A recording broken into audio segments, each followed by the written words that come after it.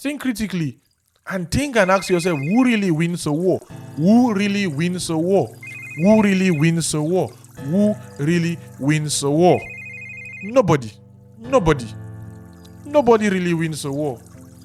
We must call for advocacy. We must call for peace efforts. We must call for good ways of looking at diplomacy. We must be truthful to ourselves. We must come to trust ourselves. Peace, not war. Peace, not war. Peace, not war propagandas. Peace, peace, peace, peace, peace. Peace is all I'm asking for. It leaves many persons deprived of their sanity. It leaves many persons sane. Peace, peace, peace, my people. Peace, my people. Please, let there be peace in the world. Let there be peace in the world, please. We've had enough wars and we've had enough of these stupid philosophies we've told ourselves about. Can we just have a little peace? 20, 30 years of no wars. And see how we can imitate peace. It costs too much to fight and kill ourselves. It costs too much to do these stupid things. Now, into the future. What side will you be remembered for? Which side are you contributing to? Contributing to peace or you contributing to wars? What can we do? What must we do? What should we do that we are not doing now into the future?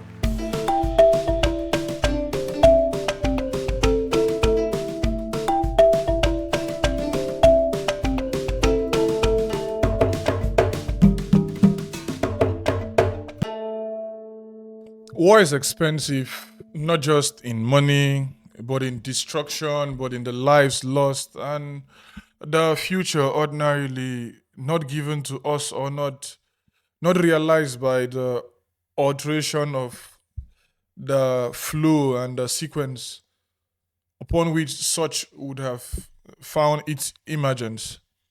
Many persons get to die, many persons get to lose their lives, many persons get to go their separate ways, many persons' life get altered forever, many persons' sense of consciousness and sense of trauma get to be raised exponentially, and things get to turn different ways as never even imagined before. But then, why do they still exist? Why do wars still exist despite its devastating implication, despite the cost and the different ways in which we ordinarily shouldn't be living life in the 21st century? Have you looked at the devastating cost of war yourself in your life? Have you looked at the different places we're having issues? Who really pays for war? And who benefits? Who are those that get to benefit from this sickening disaster that we tend to, one way or the other, get to support? I think to a large extent that get to bring about a sense of bravery. You listen to Theodore Roosevelt, the man in the arena, you think he was talking about just wrestling. No, he was addressing soldiers and he was really trying to tell them in and about what they should do. And you hear him say it is not the critic who counts, not the man who points out how the strong man stumbles, or where the dwarf deeds could have done them better. The credit belongs to the man who is actually in the arena, whose face is marred by dust and sweat and blood, who errs, who comes short again and again, who knows that there's no effort without errors and shortcoming, who strive valiantly, who in the end, if he succeeds, coming to know the triumph of higher achievement. And if he fails, at least his place shall not be with those cold and timid souls who neither know success nor defeat. While this looks so elegant and so pleasing, while this looks so captivating and enriching in different ways, it was given within the context of war. And we find up until now that we are still paying for the different wars we've instigated, for the different wars our ancestors have agitated for, and the different places and different ways upon which we have emerged from the world wars that happened last century, to the Cold War, to the rise and the fall of the Berlin Conference, the rise and the fall of the Berlin Wall, and the different conversations in and about borders, in and about control of territory. You get to see us continue to manifest our sense of Will I say stupidity? Because that's the right word to use. Our sense of just growing and claiming to be civilized, but not really civil enough. Claiming to be open and claiming to be exposed, but we aren't exposed so much so. And then it comes back to that same question where we started from. What is the true cost of war? And who is paying the price and who is benefiting? Have we looked at the economic collapse that ordinarily gets to happen when a nation ordinarily goes into war? Have we looked at the draining implication and how economies get to change and how almost everything gets to be channeled towards the production and funding of war front and funding of different stuff? A place like Ukraine, its destiny has been altered for more than 10 years, but categorically, in the last 3 years, its life and its future and its economy has been altered. And should the war stop tomorrow, it is going into serious debt. How is it going to pay that? It's a question I leave you to answer. How is it going to pay that? I don't know. How I wish I know. How I wish I can give you answers to ordinarily what will happen. How I wish I can tell you the way things will turn out for them. How I wish I can tell you what is going to become of the Palestinians when this whole brouhaha of more than 50 years gets to end. How I wish I can tell you what happens in Congo when every fighting must have stopped and how when greed ordinarily would have been kept in check, how things ordinarily would turn out. How I wish I can answer the questions for you, but I doubt I can. And so I tend to give you my own piece of cake and I tend to tell you my own penniless advice because it comes at no cost. Wars are disastrous. I don't know why we still fight them up until now. I don't know why we think it's necessary to go to war. I don't know why we think we must kill people just to feel good. And I listen to these rhetorics every now and then. You see Benjamin goes to the United Nations and speak about elimination of this, elimination of that.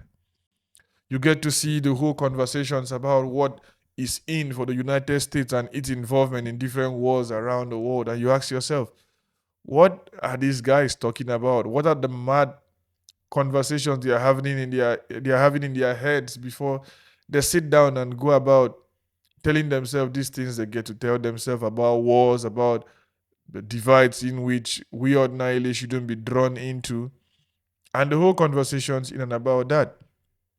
What about the side of the human cost? Have you looked at the number of dead people on a daily? Have you looked at the statistics and look at the staggering numbers of people who die?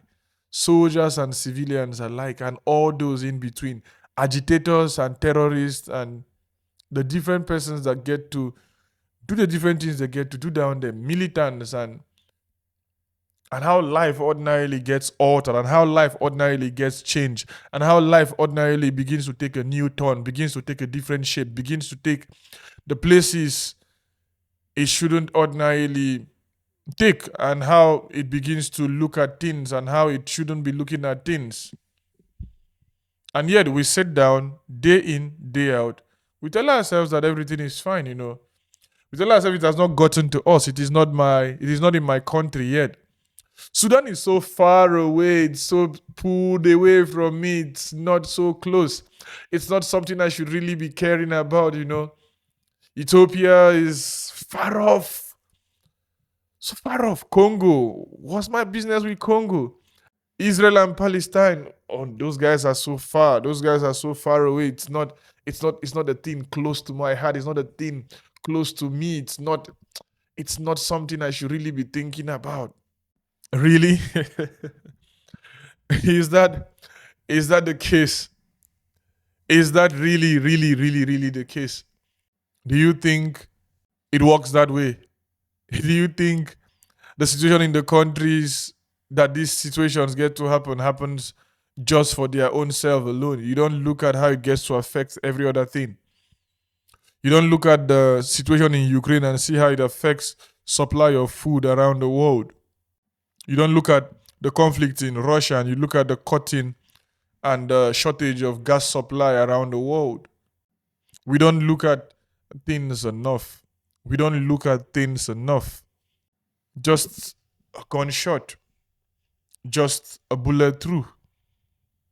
And again, because of the proximity and the propinquity that ordinarily is the idea of modern warfare, you don't get to see the person. So the idea of Emmanuel Levinas between the face and the other doesn't come to play in your life because you don't come to see it the way you ordinarily are supposed to see it. You don't see it so close. It's so far off. It's so removed from you. It's so it's so strange that you cannot really even come to understand why you shouldn't just press the button and let the missile go where the missile wants to go, because you don't see the person. These things are so well calculated from the high seas and from submarines and from military bases and from different depots and from different camps. You just press a button and then off the missile go. You just press the button and off the drone goes. You just press a button and off it goes. You don't even know how many persons were there when ordinarily such catastrophes get to strike. Just like dropping the hydrogen bomb, just like dropping it by those pilots without really coming to know by themselves firsthand what ordinarily would be the repercussion. It was in and about when stuff went the way stuff went down. We had the likes of Oppenheimer and had the likes of Einstein ordinarily coming to look at their life and say, beyond Einstein writing to the president of calling the project off, the regrets continued. The regrets continue. When you pick up AK-47s and you couple them in your factories and you couple them in the different places you couple them, and you pick up machine guns and you pick up bullets and you pick up bombs and you pick up missiles and you pick up propellers and you pick up projectiles and you couple this stuff thanks to physics, and you do this stuff and you look within yourself and you don't really get bothered because to you are just a scientist, to you're just a physicist, to you're just an industrialist, to you're just a businessman or a businesswoman. To you are just yet another person trying to make ends meet in the world. But to other persons, life is being cut short. Life is ended. Life is confusing. Life becomes confusing. Life becomes catastrophic. Life becomes traumatizing. Life becomes worthless. For what? For what again? The cheap stuff we ordinarily tend to tell ourselves are the source of our own funds and the source of our own happiness. Is that how we ordinarily go about making life meaningful for ourselves? Is this how we want to continue? That a place like Haiti, for only God knows how long now, is still having its problem. A place like Congo hasn't found peace ever since those Portuguese marched and stepped their foot down there. Ever since King Afonso ordinarily went through the difficulties he went through, and seen that his people ordinarily just died the way they died. Congo hasn't known peace. What about the Biafra War? A scar that is deeply engraved in the heart of Nigeria. A scar that many persons have refused to almost have anything to do about, almost have anything to comment about that or say anything about that. I don't know what to tell you. I don't know what to tell you. It is so disheartening. It is so traumatizing. It is so sad that we ordinarily go the way we go. And we seem to be very okay. We seem to be very fine, We seem to be fine that people just die the way they die.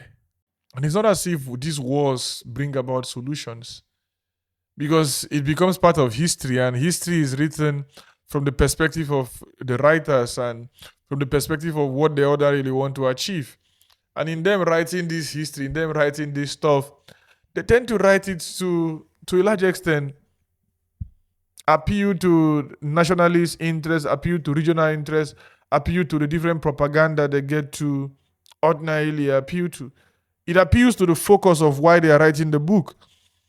And most of the times, it's not even as if these things are lies, but these things are in and about just truths picked, selected, orchestrated to ordinarily win a particular argument, to particularly to state a fact that ordinarily wasn't obvious enough to many persons, and over time it becomes different conversation and it becomes different things.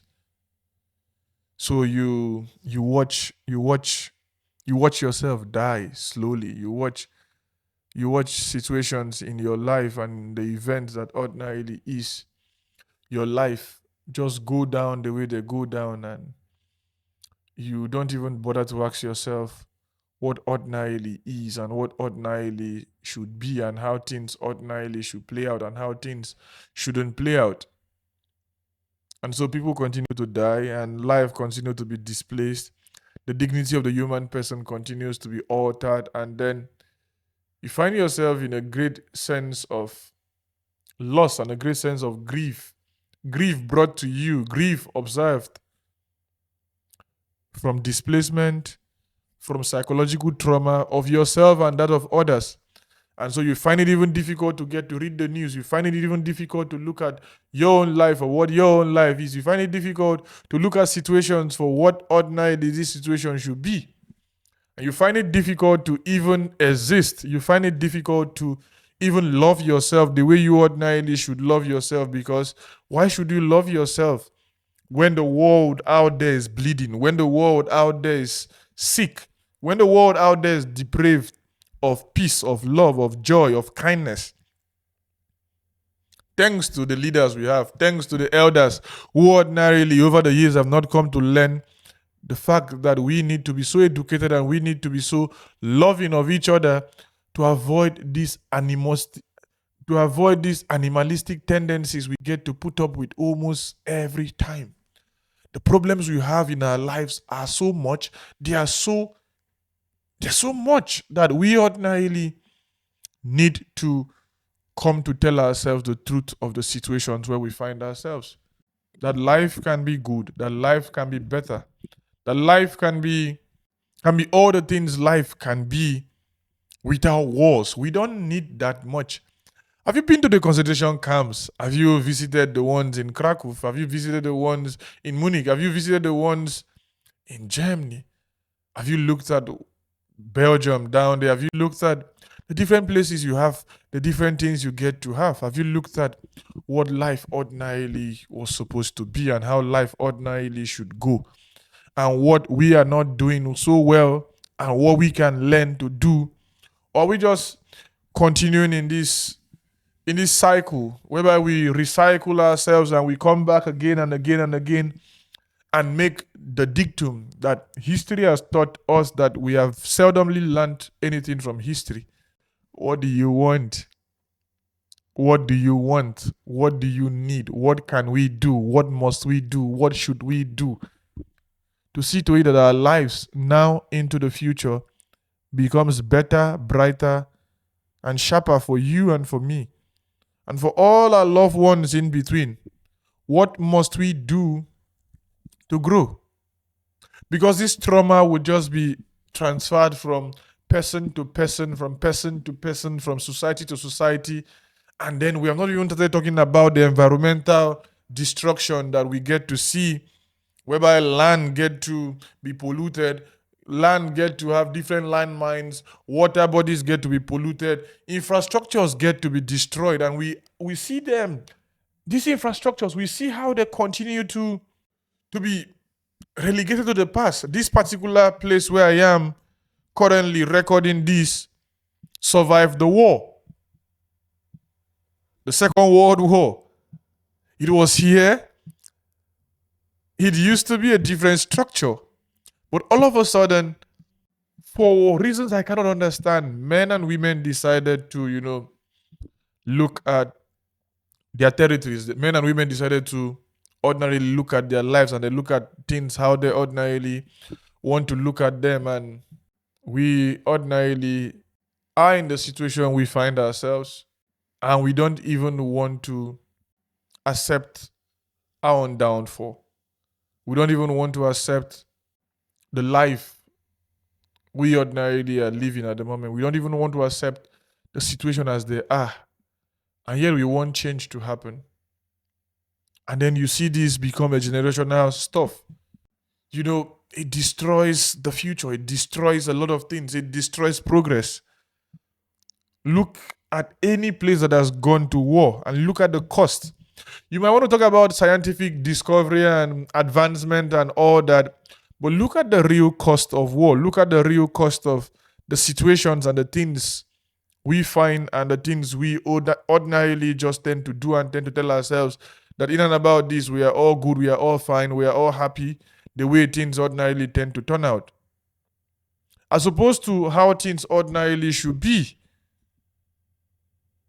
Look at the events of your life. Look at the events of my life. Look at the events of everything in between and tell me that things are working out well for you the way you ordinarily want them to work out for you, and that things are working out for me the way I ordinarily want them to work out. Or maybe we don't just know better. Maybe we should pay more attention to our politics. Maybe we should pay more attention to the policies upon which our lives get to be led and upon which we ordinarily tend to go, because this generational damage continues. So that you find yourself in Germany and you tell yourself, something happened here. You find yourself in Poland and you see so many sanctuaries and so many candles and so many wreaths kept and marked in different places and so many monuments, and you tell yourself, never again should we allow ourselves go down the way we ordinarily go down. Never again.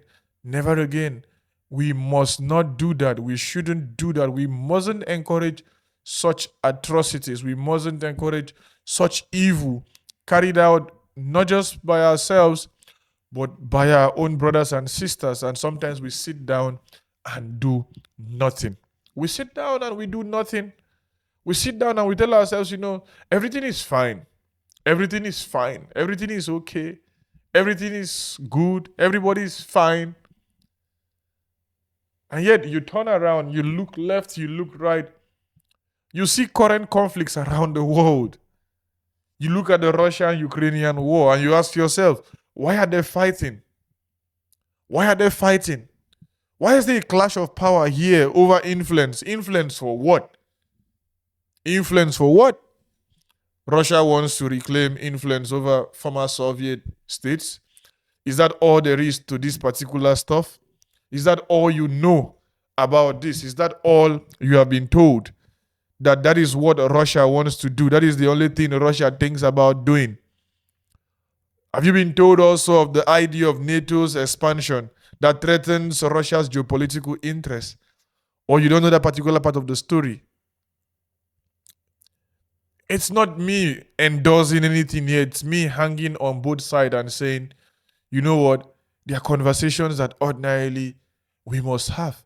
And someone like Jeffrey Sachs should be listened to. He's a man and an economist of great insight, and he articulates himself very, very well. You listen to him, you listen to the things he gets to say, and you tell yourself, at the moment, we are not being sincere enough. We are not being open enough. We are not being open enough to tell ourselves the truth. What about the economic and, the source of control? Gas, pipelines, the Black Sea, and the access thereof. We talk about all of this stuff and we say, is it what the number of persons that have died? What are we going to be told tomorrow, 20, 30, 40, 50 years from now, when almost everything must have been done? What are we going to be telling ourselves? What are we going to tell our children? That such a war ordinarily was just in and about Russia wanting to expand and maintain its geopolitical interest? Are we going to be told anything about NATO in the future? Are we going to be told anything about the shenanigans that ordinarily went down there? Are we going to be told of the idea of NATO ordinarily not keeping itself to ordinarily where it was supposed to ordinarily stay? Are we going to remind ourselves of Zelensky's meeting at the Oval Office and ordinarily what went down there? Are we going to be told how he was insulted and how he was relegated and how many persons in the 21st century mocked at him? How many persons called him a fool? How many persons insulted him and told him he's so stupid to ordinarily have said the things he said in the Oval Office? But then are we going to be reminded also that history is to be looked at from hindsight? And while history is taking place, many of us perpetuate the necessary and the many harms and the many evils we get to do without ordinarily knowing that we are doing that. And sometimes we even know, and most times, I want to even say, most times we know what we are doing. And yet we tell ourselves that if we were the soldiers and if we were the officers ordinarily in Terrazin in Czech, or we were the officers in the concentration camps in Poland, we ordinarily wouldn't have done even worse than what they did. And I want to make do here to say that we wouldn't have almost been any different if we wouldn't even have been worse than the outcomes we now get to read from Terrazin and Munich, from Auschwitz and the different places. We ordinarily now have as monuments that say evil happened and evil shouldn't be condoned. Tell me what ordinarily should be done. Tell me what ordinarily must be done. Tell me how life ordinarily should be led. And I will tell you how ordinarily things should be and shouldn't be done. We cannot continue like this. We cannot believe the lies we want to believe and the ones we don't want to believe. We just tell ourselves, it's fine to be the way we are, the battle over territory and influence with Russia, seeking to control over Ukraine and all that is in and about all of this. This is not what this war is completely about. It's about remembering, it's about memory, it's about saying, at a point in time, at a point in history, something happened, Ukraine was used as an entry point, and disaster happened, many persons got killed, but in and about just less than 100 years, we can learn ordinarily what we are not ready to learn. That we can live in peace and we can live in harmony and we can love each other and we can be friends, we can be colleagues, we can be everything we want to be now into the future, as opposed to this stupid lie we tell ourselves about our situation, these stupid lies we tell ourselves about our life, this stupid way of getting to look at things, this depressing way of thinking and doing philosophy, this unholy way of doing business and this unholy way of claiming dominance and turning the other side and watching people just die. This unscientific way of using our scientific discoveries and how we ordinarily continue to dwindle and continue to die day in, day out. Today, tomorrow, next week, next month. Can you tell me what ordinarily our lives would have been without the wars happening left and right? Do you know how many soldiers have died? Do you know how many officers have died? Do you know how many fathers have lost their lives? Do you know how many wives will not see their husbands again? And those who get to see their father, do you know how traumatic that situation will be? Constantly remembering what ordinarily men faced in battlefields. Constantly reminding oneself of what women experience in war zones and how they had to cater and nurse. How do you live life? And how would they live their own life? Seeing to it that their lives at the moment into the future would never remain the same. Think about the thousands of deaths we've experienced. Think about the millions displaced here and there. Think about the global economic consequences of such a stuff. Energy crisis, food shortage, and everything that ordinarily the Ukrainians have suffered. And not just them. Other economies have suffered that. Students had gone to Ukraine to study. International students, local students. These persons had to leave. I have lots of Ukrainian friends. I have lots of friends also from Russia. Men and women weeping the decisions taken by leaders and the inability to foster peace and come to ordinarily master peace. As the masterpiece, and how ordinarily their lives just continue to go down the way their lives continue to go. Have you imagined for a day, for a moment, for an hour, what these people go through? My Russian friends, they're like, I don't know what's going on. They are Russians, but they are not part of the war. They just find themselves in a time in history where it becomes almost impossible to talk about any other thing than these wars. What about energy crisis? What about these students who ordinarily would have lived their life in a good way? What about men and women who cannot function and function well simply because things ordinarily would never come to remain the same? What about boys and girls who became adults too early? What about babies who died before time? What about the pictures we get to see? What about Mariupol? Have you really looked at Mariupol recently? Have you looked at the events that happened down there? Have you really looked at how life ordinarily changed for Kiev? Have you looked at the pictures on the internet, or you're too scared to look at that? Are you relying on Western powers back in Ukraine? And when they say backing, what do they mean? When they say backing, what do they mean? Is it just to push back Russia? Or is it to foster peace? What about Israel? What about the conflict down there? It has been decades long struggle. What about Gaza? Decades now gone. And yet this struggle continues. It's a lost battle. On both sides, nobody will really win that war between Israel and Palestine. Over what? Land and sovereignty. The different narratives you get to be told, the different stuff we get to allow ourselves get to believe as to why ordinarily this stuff is happening. Have you looked at the recent escalation in the situations down there? And have you looked at how many persons have died? And have you looked at your own self? And have you looked at your decisions and your choices? And have you told yourself that, man, this decision I'm taking, it's too dangerous. It's too unbecoming. It's not supposed to be. It's not supposed to be the decision taken. On both sides, people are dying. On the Russian side, people are dying. But now, on the sides of Israel, people are dying. From the side of Gaza, people are being displaced. People are dying. People are being killed. People have been killed on both sides. From the days in which Egypt went to war with Israel and the days we now live in and we now get to ordinarily be part of that history, we find ourselves in a very, very traumatic time. But sometimes we don't really want to look at this. We don't really want to see this. What about global powers? What are they doing? Are they divided between their interests? What are they doing? What are they saying? What can they do? What should they do?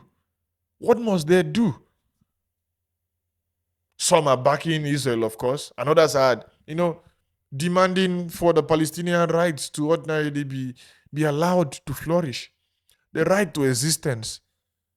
Beyond the whole shenanigans of ordinarily what is the history of the land and stuff like that, territorial and religious sentiments and tensions here and that, historical disputes between Israelis and Palestinians, between all of this stuff, the religious ideologies and the ideological differences that ordinarily is fueling these hostilities, what can we tell ourselves about what is international politics and what becomes of foreign interest, and what does those words mean? Foreign interest, foreign interest, foreign interest. And how is it shaping the conflict? And how is it shaping the world? How is it shaping how things ordinarily are supposed to be and how things ordinarily aren't at the moment, now into the future? What must we learn from these situations? That people are dying, of course. That justice must be served. That the starvation of people en masse shouldn't be supported by any well-meaning human being. That the killing of people shouldn't be a thing people should be looking out for. It's so sad that situations are the way situations are. It's so annoying that things are the way things are. It's so devastating that situations are the way situations are. It is so depressing, to say the least. And the funniest part of it is you find people taking sides and most of the times taking sides on the wrong path, only for them to read history and condemn what happened in the past without ordinarily knowing that their own life now into the future is a life also born out of the decision they are taking now, and it will also be judged from the lens of those who will come after us. What would they say of the Nigerians who ordinarily, just turn a blind eye to the Palestinian struggle? What would they say of Americans who supported Israel and supported them blindly and just said, everything they are doing is in and about that, fine? What would history say when it comes and it reckons with the death of Israelis that ordinarily got killed for a war they know nothing about, for a war they were born into, for a war international and geopolitics have refused to ordinarily allow for peace to reign? You want to tell me? I don't know. You should tell me. You should tell me what we should do. Which side will you be? Which side will you be?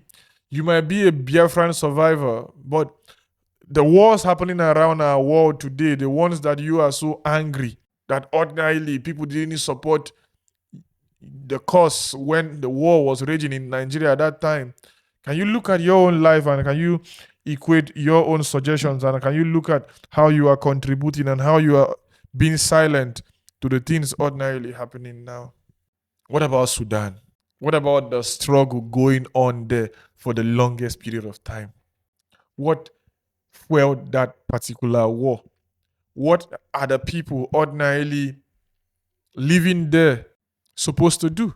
What is their crime of being Sudanese? What about the more than 10,000 killings that ordinarily have happened there? What about the millions of people displaced? What about we asking the right questions? Who is supplying the weapons? Do they produce munitions in Sudan? Do we have arms factories in Africa? And if we do, to what end? Who is smuggling these weapons into the continent and for how long? Are we thinking about the millions of people displaced and the millions of lives altered? And I keep on saying this. There's a child in a warring zone that ordinarily should have been a doctor, that ordinarily should have been an engineer, should have been a poet, should have been a lawyer, should have become ordinarily such a person or such group of kids can become almost anything in the world. Beauty pageants, world champions of different stuff, footballers, philosophers, ideologies, playwrights, economists, bankers, stockbrokers, traders. But no. And I'm not laughing because it's funny. I'm not laughing because anything is funny. I'm just trying to hold myself. I am just saying what I am saying. And I'm saying the world is sick. And you and I are part of this stuff. There's growing humanitarian crisis in that region. For years now, that war has been raging, and we just claim to, use diplomacy and use diplomatic stuff and try to see how we ordinarily get to see how things go down there. Do you even know they are fighting in Sudan? Oh, it's not an international news. It's not a thing of interest to the international community, so it's not so important, right? According to the voice of Gege, I pour spit for your face. On all of us. Pour spit. I pour you spit. We are increasingly becoming disgusting. What about the global inaction? Despite severe famine and mass suffering from these people, what do we see? How do we watch their lives go? What is the importance of war? I still ask, what is war to us? What must we do in the face of war? Why do we allow this fight to continue? Why do we allow greed to ordinarily go on? What about these two rivaling generals? What can be done to ordinarily broker peace? Sergio, the Brazilian, and the secretary at the time at the United Nations died the same way in trying to broker peace. Many persons have lost their lives, What is this idea of fighting for control? Which international communities are benefiting from the involvement going on in Sudan? Which companies and which nations are the ones benefiting from the crisis these people are suffering? And for how long are they going to be quiet before they speak out and speak open and say, oh, I think we've made a mistake. Oh, I think we made a mistake and I think we can amend. Or we just want to continue deceiving ourselves and telling ourselves everything is fine, everything is good. We just want to blame the people and blame how things ordinarily are. And only in 20, 30, 40 years will CIA come to declassify a whole lot of information and a whole lot of conversations as to how things ordinarily are. I don't know. You tell me. Which groups are the ones benefiting from Sudan? Which guys are the ones sponsoring the ethnic divisions and the divisions of resources and trying to control them? Who are the guys going after the gold in Sudan? Who are the guys going after the oil in Sudan? What must be done to ordinarily broker peace in these places? It's a thing I want you to think about. It's a thing I want to ask myself. It's a thing we must ask ourselves. What should we do? How should we go? What should we do to ordinarily salvage the situation in Haiti? What about the different gangs and the different people trying to seek controls down there? What is the story of Haiti? What do you know? When you are told about Haiti, is it just a place about poverty? What was the involvement of Germany? What was the involvement of France? What was the involvement of the United States? What is still the involvement of these regions and many other regions as it concerns paying of debt and holding these people to ransom, so that almost every generation of people come and go without ordinarily coming to make sense of things? What about the extreme violence we get to see in these places? What about the lawlessness and the breakdown of law and order we experience in a country that ordinarily is termed to be free? What about the political instability down there? Who is going to be accountable for the death of, President Jovenel Moise? Who is going to be accountable for his death? Who is going to be accountable for the assassination, and for how many persons have been arrested, and how many persons have been prosecuted, and how many persons still need to be prosecuted in and about that? He was just killed that way. What about the thousands of people killed in that region? What about the businesses that would never be better? What about the businesses already destroyed? What about the country itself on its knees at the brink of collapse? Total collapse, almost like a failed state. A state that almost would never come to stand again. What about that? What about the political collapse in a place like that? What about the break of a people's heart? What about the situations that ordinarily we should be looking out for now? What about that? What about that? What about the weak governance we now get to see in a place like that? What about the lack of security forces? And what can the world do to ordinarily foster peace in Haiti? What about the gangs filling the power vacuum after the president's assassination? What about foreign exploitation? What about the events that ordinarily we have refused to look at? What about the long history of colonial interference in the people's life and their source of looking at themselves going forward? Tell me, brothers and sisters of warring times, tell me what we must do. Tell me how we should go. Tell me what we aren't doing right, and tell me how we can make this thing right. And let's go make it right. Tell me the situations you have refused to tell yourself. What about the Sahel region? What about the different insurgencies in Mali, in Burkina Faso, in Niger, and the militant groups linked to ISIS and Al-Qaeda destabilizing the region? What about the different military coups and all that down there?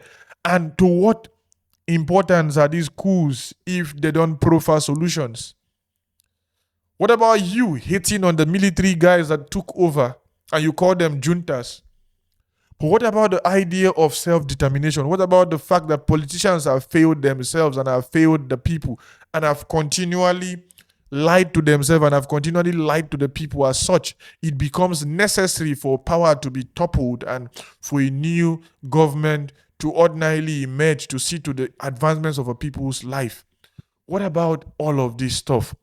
What about the mass killings that happen in this region? What about the displacement? What about economic hardship brought upon these people? How do you look at this? Terrorism, the weakness of governance almost always all the time, Islamist militants, Al-Qaeda as mentioned before, the ISIS group here and there. What about exploiting weak governments? What about trying to really look at life for what life should be? What would be the life of a Sudanese? I ask again, what would be the life of people from Burkina Faso? How have their source of livelihood been altered? What are the things they ordinarily shouldn't be thinking about? What must they do to ordinarily come to look at themselves and look at their lives and look at their situations going forward? What must you do to be saved? For how long are we going to keep quiet, and for how long are we going to tell ourselves that wars and military coups are in and about everything fine? What about the climate change and the poverty of people's life? Poverty pushing people, pushing them so hard, pushing them to the point of doing almost anything just to survive. What about all of these events? What about Ethiopia? What about the conflict going down there? Peace deals signed here and there, but then there continues to be tension here and there. What about Congo? What about the M23? What about the rebels down there? What about the different arms groups? What about the ongoing clash in the east of that particular place, worsening humanitarian crisis? And we just continue to tell ourselves that everything is fine. What about Somalia? Terrorist attacks here and there, instability here and there, despite the different idea of counterinsurgencies launched by different persons. What about Cameroon? What about the hating of the Anglophone region? What about these armed separatists telling themselves, they are trying to fight for independence from the Francophone government? And are they being listened to? Are they being listened to? What must we do? What must we do to be saved? What must we do to be saved? Who are those sponsoring the M23 rebels? Who are sponsoring the armed groups, and for what reason? Who are the guys sponsoring what is happening in Cameroon? Who are the persons doing this? What about Somalia? How can we actually look at bettering a place like that? What about the marginalization of the English-speaking region in Cameroon? What about these different tribal clashes, and who profits from war? I asked this question before and I'm still asking the question again. Who profits from war? Of course, weapon manufacturers. They are the forefront of stuff. The defense contractors. They build businesses in and about these particular situations, and then they tell themselves, we ordinarily must do this business. The business of death. The business of death. We must continually produce arms. Do we need so much arms in the 21st century when we tell ourselves we are so civilized? We are civilized, eh? We are so civilized, yet we kill ourselves, and we kill ourselves every day, and we fight and we kill and we die and we maim and we do all the things we do just to feel fine and feel among and feel fine and feel happy and feel good. Tell me, what about the black market traders? Those ones smuggling arms, smuggling drugs, smuggling resources in war zones. How is your business going? How is your business going after smuggling all these arms and drugs and resources? After moving things never produced ethically? After enforcing hardship on people? You find these people continually do this stuff. What about foreign government? Proxy wars for power and control. Go fight this one, then we back you up behind and we tell you that things are fine and we give you all the support you need. What about corrupt politicians? What about politicians using war to justify looting national resources? What about state governments doing the same thing? For how long are we going to loot the economy of our people before we tell ourselves that our lives down here needs to be looked at critically and looked at well? What about the media industry? What about this? You know, what have been your contribution? Selling headlines and clicks and influences here and there, putting things that ordinary people don't need. Click on this, click on this, click on this, click on this, click on this, click on this. Selling lies, selling propaganda, pushing yourself forward, getting the viewership you need, getting the followership you need, getting the listeners you ordinarily you claim to need, but the ones you constantly make their life bad. And what is it about this idea of picking news and picking situations from different places? So you pick a situation from the West because it's so important, and then when it's happening in India, it's not so important. When you look at African countries fighting, it's not so important. But when it's just a little protest happening in France, it's all over the place. Who are those benefiting from wars? Who are those benefiting from wars? Who are those benefiting from wars? Manufacturers are benefiting from wars. Those producing arms are benefiting. Those producing drugs, not medications, drugs are benefiting. Those in the black market are benefiting. Charity organizations are benefiting. Those who actually do the charity and those who don't even do the charity. Because we don't need charity organizations in the first place. We don't need charity organizations to even start with. If there's peace in the world, if there's cohesion in our existence, if there's peace in and about everything, why do we need these people? We don't. We don't need them. We don't need people to ordinarily front themselves as guys within charity organizations and NGOs. But kudos to the many out there who ordinarily do their due diligence, who are not there to embezzle funds, who are not there to push in dirty money to different countries and destabilize economies and bring about the devaluation of the particular countries, bring about the devaluation of different countries' currencies and their economy. Kudos to guys who actually get money and get support and rally support and actually do what is needed, what is needful, what must be done, what should be done, as opposed to doing what they want to do. As opposed to doing what they want to do. It's sad, it's depressing, it's disheartening, it's annoying, it's confusing that we live in such times as this. But then who are those who get to suffer from this? Civilians, of course. Civilians caught up in the crossfire, refugees forced to flee their homes, children who grow up in conflict zones, soldiers, many of whom are forced or tricked into fighting. These are the people that get to suffer. The land gets to suffer. Animals get to be killed rampantly. The forests get to be deforested. The forests get to face deforestation to ordinarily champion the cause. The water bodies get to be polluted. Minerals are dug and used and expended without ethical consent and without philosophical arguments and backing now into the future as to ordinarily what will be of landmines and places ordinarily used as defense, and the different chemicals sprayed in different farms and in different crop zones and in different plantations to ordinarily prevent people from moving forward. How do you live life? How do you lead your life? How do you go about existing? Tell me. I want to know. If you have ways to live life in peace, tell me. I want to know. Tell me if you are part of those who benefit from wars, and why so, and why must it be so? Tell me why we fight and kill each other for things we ordinarily can prevent. What about diplomacy over violence? What about the idea of peace talks and peace talks for real?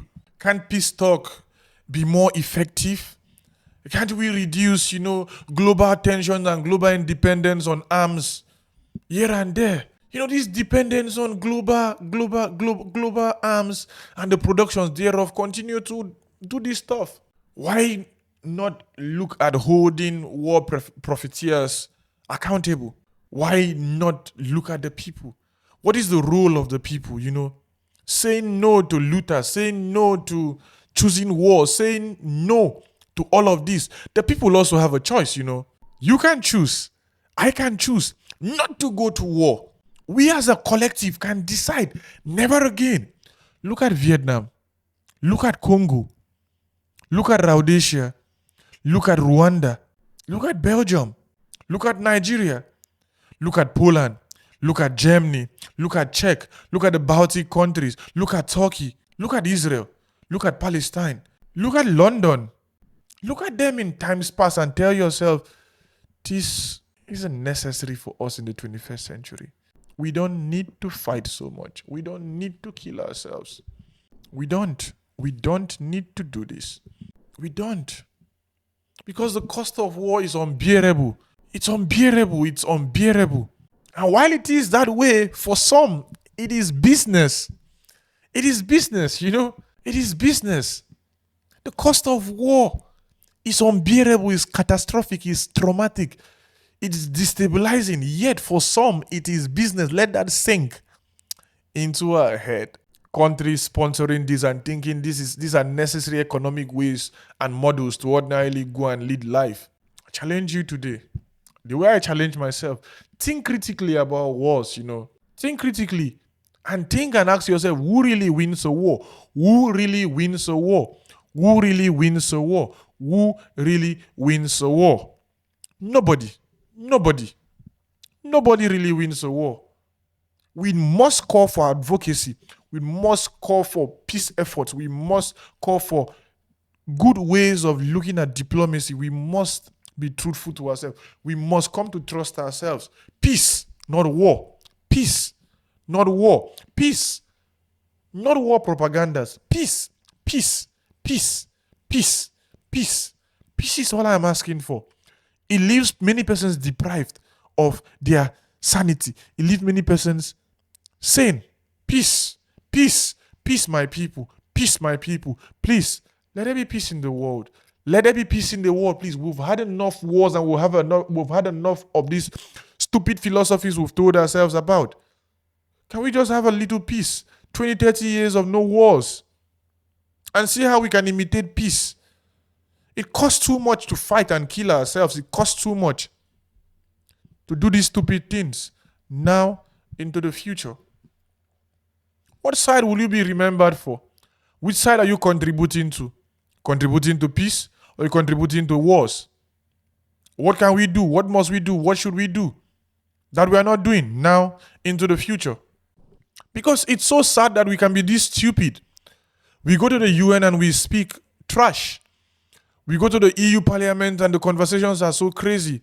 We go to BRICS, it's not about these conversations. You go to economic classes, you go to philosophy classes, you are seeing propagandas and war being sold here and there, and histories of countries being told as if it's a thing we ordinarily should be proud of in the 21st century. No, we kill ourselves too much, and it's so sad that we do this and we don't feel any iota of shame. Shame on us. Shame on us. Shame on you. Shame on me. Shame on our fathers and our mothers supporting wars. Shame on everybody. You cannot be pacifist in this period. You can't be a pacifist. It's not possible. It's not possible. It cannot be. I am Biringkpa bin Mecca. I am your brother, the mendicant, strolling this war with you, watching at the wars happening, watching at the events of things happening and how ordinarily things should be and things shouldn't be. Please share this video with your father, with your mother, with your brothers and sisters, with your friends, with your colleagues. Let's continue our conversations and let's see where we ordinarily are heading now into the future. See you next time.